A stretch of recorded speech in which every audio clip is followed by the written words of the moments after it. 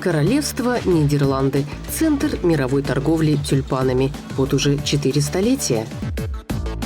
Тюльпаны здесь буквально везде. Они заполонили город Амстердам. Они лежат на витринах, они растут на улицах. Их продают в качестве сувениров. А все потому, что считается, что Амстердам – это родина тюльпанов. Миф.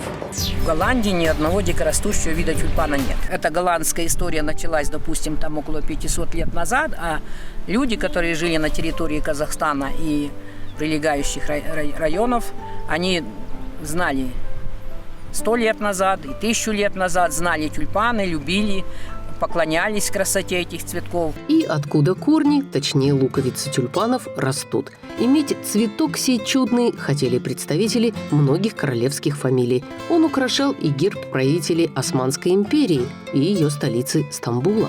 Тюльпан – это турбан.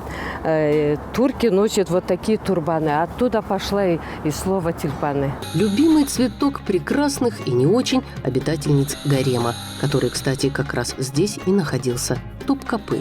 Они же, в смысле наложницы и жены султана, и разводили новые сорта, полагая, что чем красивее будет цветок, тем больше будет любовь их господина.